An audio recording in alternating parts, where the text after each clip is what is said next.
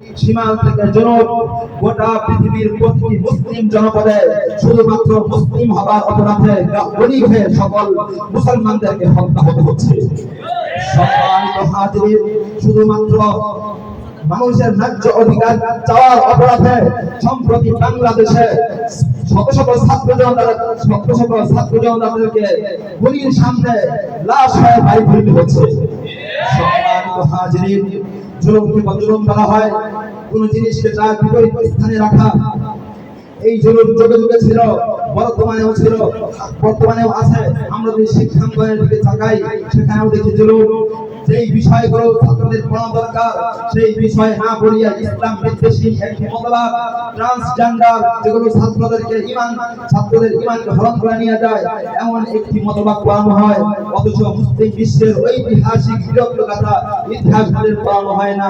যদি আমরা রাষ্ট্রের স্ট্রাকচারের দিকে লক্ষ্য করি, রাষ্ট্রের কাঠামোর দিকে লক্ষ্য করি, দেখতে পাই আমাদের মুসলমান 90% মুসলমান থাকা সত্ত্বেও আমাদের সংবিধান হওয়া দরকার ছিল মদিনা শরীফ অনুযায়ী, মদিনা নবী অনুযায়ী।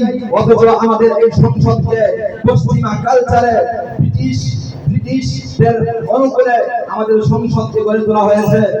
আমরা যদি দেখতে যাই সংসদের সদস্যদেরকে, তাহলে দেখতে পাই সেখানে কোনো আলেম, কোনো হক, কোনো ইনসাফদারদের সদস্য বানানো হয় নাই। যত সদস্য বানানো হয়েছে সবকটা ইসলাম বিদ্বেষী আচরণ। সম্মানিত হাজির, সব মসজিদে আজ জুলুম, অন্যায়, অবিচার আর সমাজের অবক্ষয় ফলে নামছে আমাদের মাথার উপর। এর থেকে উত্তরণের পথ হতে পারে একটাই।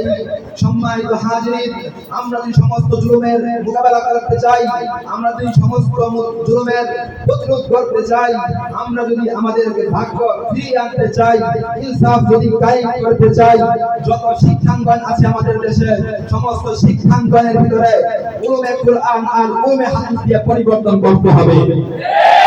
সম্মানিত হাজির, আমরা যদি রাষ্ট্রকে ইসলামী আদলে গড়তে চাই, আমরা যদি রাষ্ট্রের সকল মানুষকে ইসলাম অনুযায়ী চালাতে চাই, তাহলে আমাদের সংসদকে, আমাদের সংসদের সকল আইনকে কুরআন হাদিসের উসুল অনুযায়ী বানাতে হবে।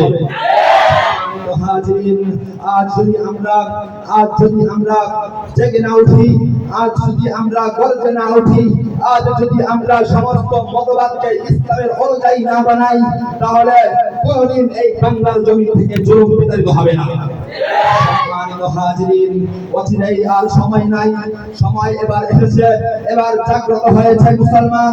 আমরা তো সেই জাতি, আমরা তো সেই বীরের জাতি, আমরা তো ওই দেওবন্দের সূর্য সন্তান যারা রাশিয়ার সোভিয়েত ইউনিয়নের রাষ্ট্রকে ভঙ্গ করে, যারা আমেরিকার রাষ্ট্রকে জোয়ানমতি রাষ্ট্র সমৃদ্ধ শক্তিকে জৈব বিচূর্ণ করে, যারা সকল পৃথিবীর পাশকে জৈব বিচূর্ণ করে আফগানের পাহাড়ি উপত্যকায় ইসলামের পতাকাকে উত্তীর্ণ করেছিল।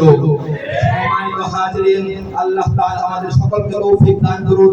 আল্লাহ তাআলা আমাদের এই দেশ থেকে, পুরো পৃথিবী থেকে জুলুমকে এবং এই জুলুমের জন্য ক্ষতি হয়েছে, অবক্ষয় নেমেছে, সকল অবক্ষয়, সকল জুলুমকে পৃথিবীর বুক থেকে চিরতরে বিদায় করার তৌফিক দান করুন। আমিন ওয়া আখিরু দাওয়ানা আলহামদুলিল্লাহি রাব্বিল আলামিন।